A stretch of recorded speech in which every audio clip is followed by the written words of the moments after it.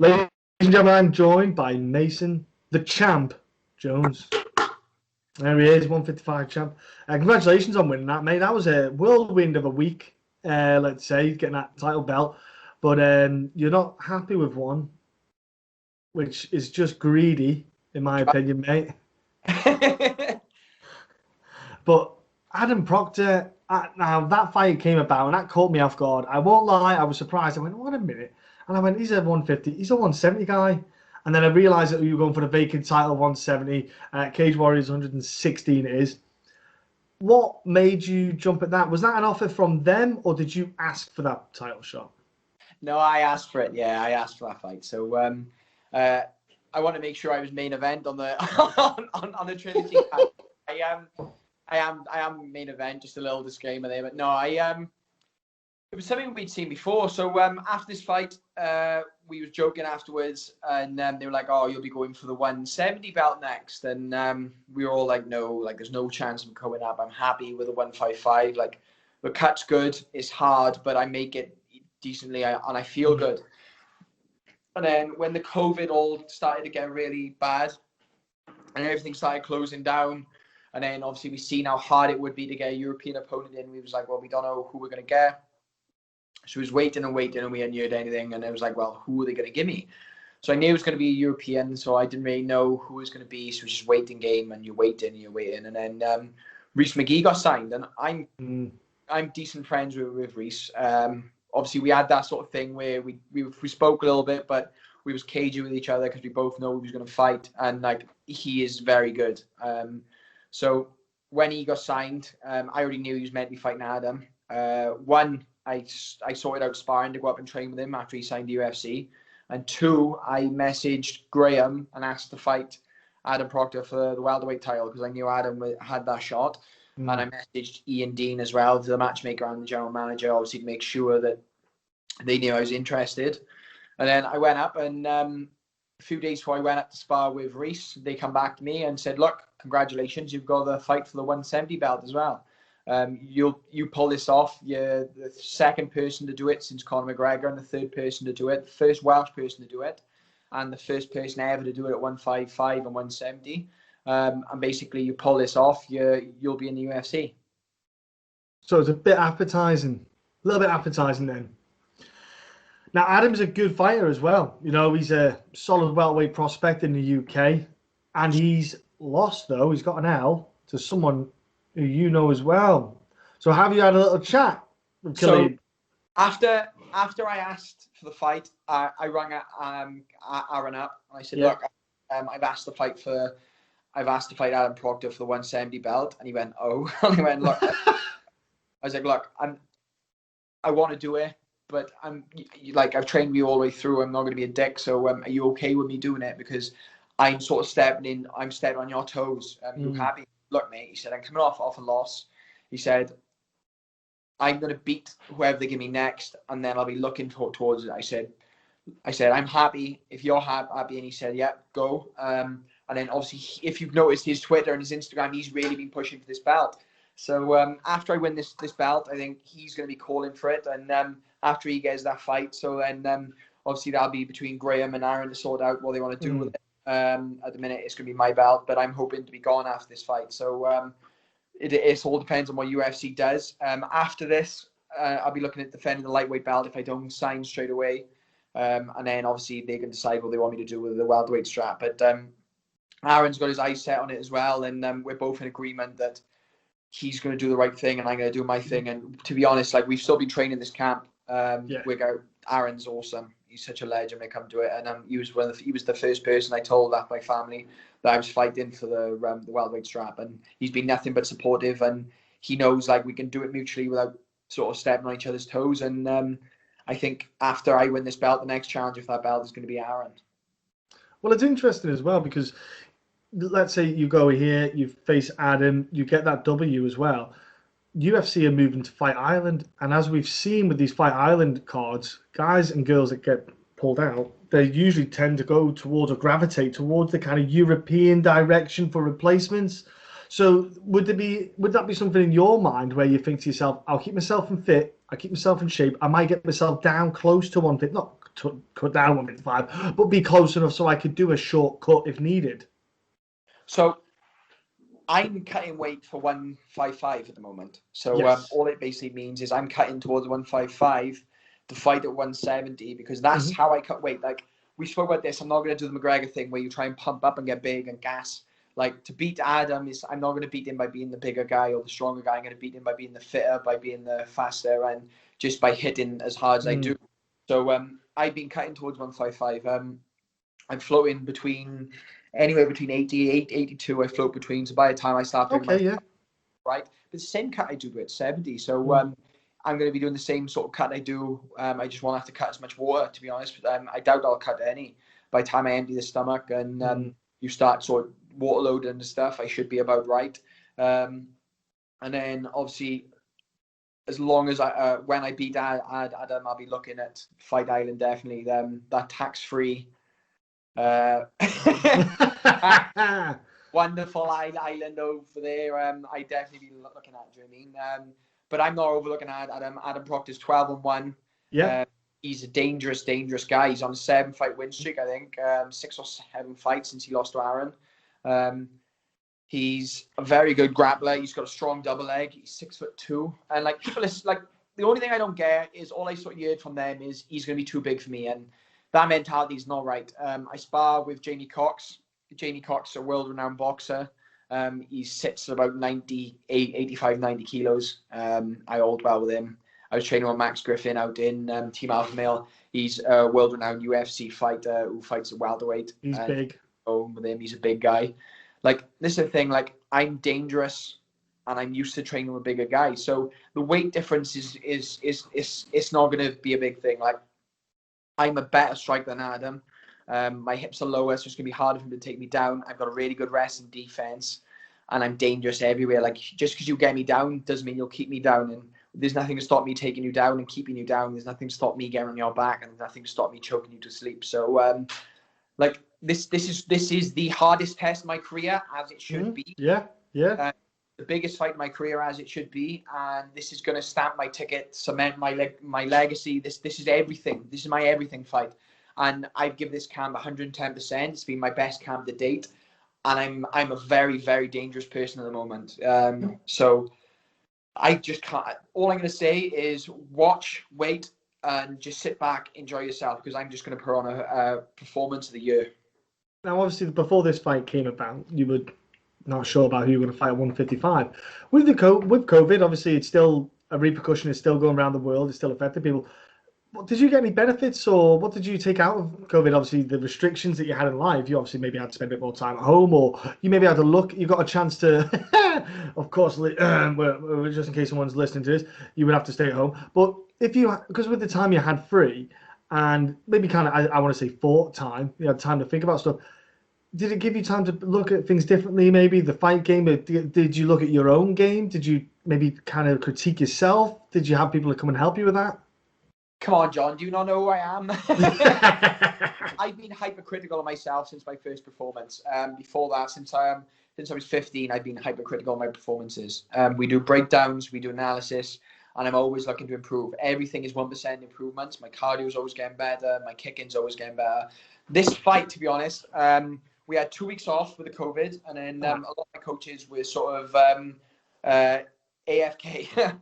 They were really struggling with the COVID stuff and the gym closures. So I stole the keys to the boxing gym, and me and one of my coaches managed to train all the way through.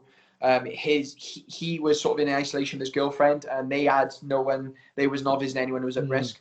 My family were isolation up here. They're all fine with no underlying health benefits. They stayed away from their family. So they sort of give me the nod to go ahead with, obviously, going ahead with the training I could do and training with him. So we really worked on my kicking and my pad game. My kicking's gone through the roof. Feels really good. My boxing coach was back a good couple of weeks after that. My Thai coach is back. He started traveling my opponent to the boxing gym. Nice. To be fair, the entirety of the camp, this has been better than the rest. My whole game is tidier. Everything's tied together, and I'm a better complete fighter I'm a better complete fighter now than I was before the Joe fight. So again, you're going to see a better performance from me. You're going to see a more complete performance, and another step towards being a complete fighter. I was going to say, with your stretching, your dexterity, I can see you and your missus practicing on that. And is that a daily thing? Because I'd imagine it have to have the dexterity getting you. Because I can see your leg kicks. There was an image you did with your missus where your legs pretty much over head, and I was thinking that's got to be a daily thing. You can't just go down twice a week and just practice head kicking. Is that like a thing your missus helped you out with a kind of little regime to do? To be fair, no. This has been more for my kicking coach. Matt does help, but we don't really talk too much about fighting unless she's giving me analysis and stuff or breakdowns. We sort of do talk, but with the injuries she's got at the moment, we really talk about a lot of other things. So she's stretched me a few times, but at the minute now, it's just mostly been like my warm-ups and making sure I'm warming the right muscle parts up, and I'm making sure I'm stretching them day in. Not as much as I should be, but we never do stuff as we could be. Do you know what I mean? So I'm improve that more, but my flexibility has increased. It's just making sure, obviously, you stretch the right muscles, because there's certain parts where, like, I'll be running or I'll be doing stuff and they'll tighten certain muscle groups, and then they can sort of cause injuries. Like when I increase my runs, my hamstrings normally get tighter. Yes. My AT bands cause a little bit of stress, and then my hip flex get tight, and then that restricts your kick in. So it's trying to balance everything. It seems the whole MMA game is trying to get everything tied together and everything working together. And again, I feel good. Everything feels good. I haven't got any big injuries moving into this fight. Like little niggles, same as we always have, but everything's looking well, and I feel so good at the moment. So IT band. I have to admit, that's one of the worst ones to get done, isn't it? Rubbing it out. I had a massage this morning. So there's Christy come on board to do my massages. I can't remember her entirely. Yeah, Christy Raby. Yeah. Raby massages. So she drives down once a week and gives me rub downs and stuff, and she does all the cupping and all sorts. And it's good. Do you mean like just to get an elbow in and to loosen stuff up? It just helps the recovery, and I feel so good at the moment now. So it's just taking over again. Those last couple of runs done, those last sparring sessions, and making sure everything's in place, and I feel good. It's just ready to perform now. Yeah, exactly. That's the thing, getting ready to perform. And you train, obviously, like you said, you train with Aaron, and like Lou Long as well, who's a welterweight. So it's not like it's not like a distant straight. It's not new. Welterweight isn't a new weight class that you've not dealt with, you've not been involved with. You've been involved with it in a grappling, sparring, everything. So the strength of, for example, our welterweight is not a new concept to you. So things like that, I understand why people might jump in and go, oh no, going up a weight class. There's like, I get that, because they're not looking at the bigger picture. They're not looking at you and seeing who you train with and going, well, he has been with welterweight, so you must know that he's okay with welterweights.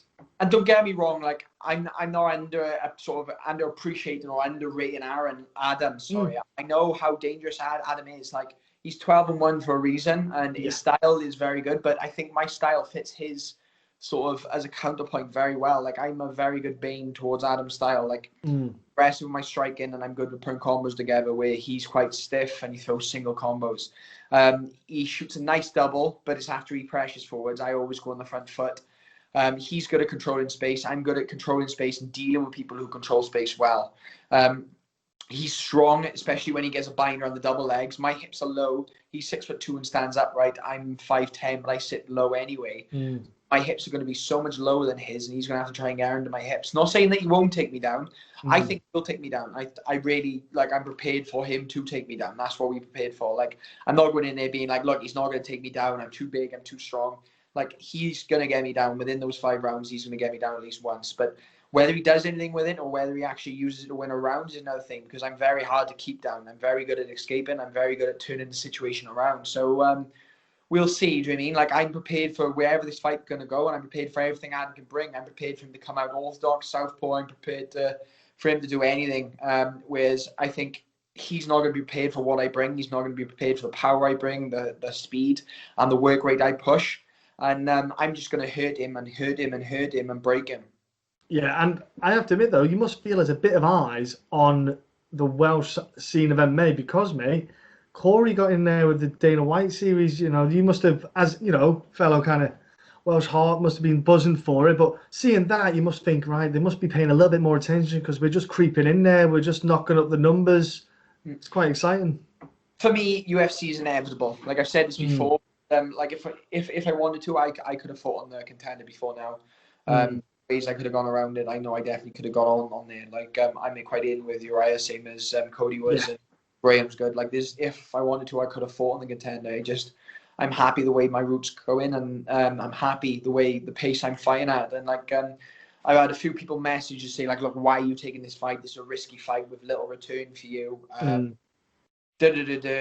all I see it is, my answer's been to it all is, if I can't beat the Adam Proctors of the world, why would I be looking to get in UFC and fight the Dustin Poiriers of the world? Because all I see Adam is a very tall, 6'2" lightweight. I just see him as the James Vick of Cage Warriors. Do you know what I mean? So if I can't deal with people like that, then why am I trying to go into UFC? Because I'm not. I know it's cringy, but I'm not one of those turn up to just participate. Like, you're there to make a dent and you're there to make an impact. And that's what I want to do. I want to turn up and I want to start dismantling people. And I've said this over and over again, and people just don't understand.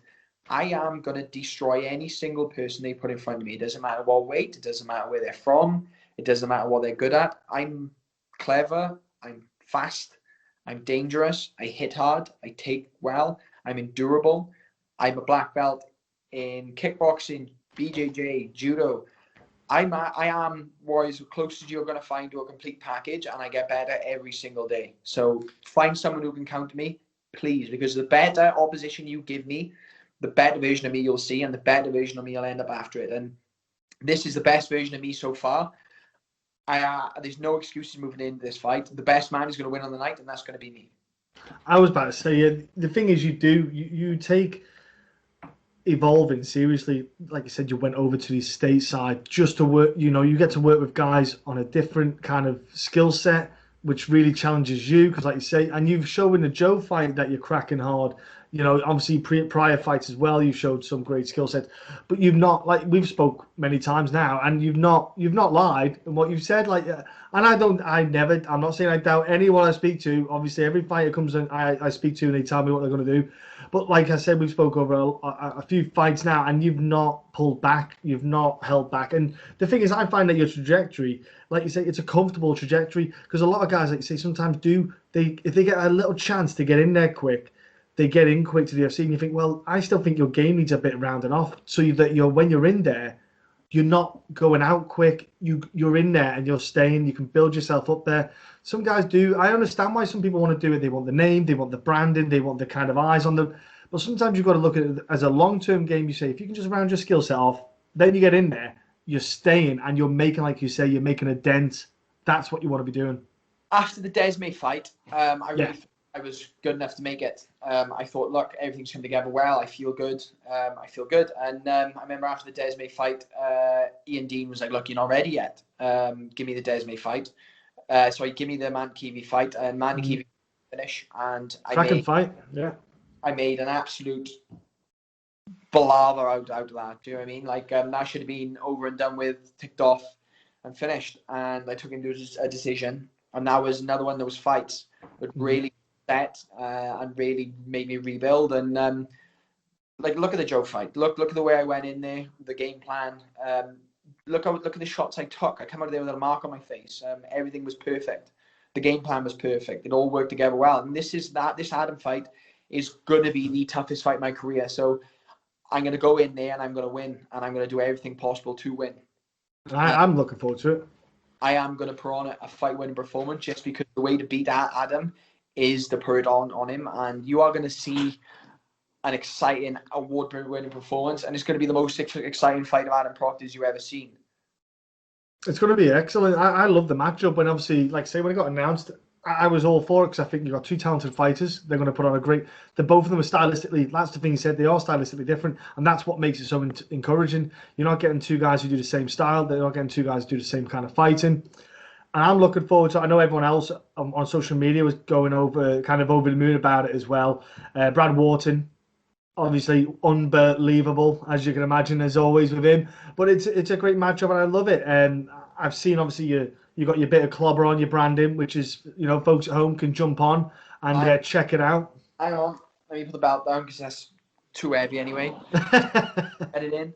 So these are my Mason Jones t-shirts. Find them on Tatami. This one's the Tatami Fightwear website. They should be back up now. They had a tiny bit of a problem with the printing company where they needed to swap the t-shirts just because they found a better quality t-shirt. So they should be back up soon. But before the fight comes around, grab your Mason Jones t-shirt and show your support at home. Obviously, we can't show them live because obviously COVID's still killing people at the moment. But yeah, it's part of life at the minute now. So I'm glad to be able to get this out and to actually offer the fans a little bit something back. And yeah, we're building. It's always nice to see everything developing, and I'm ready now.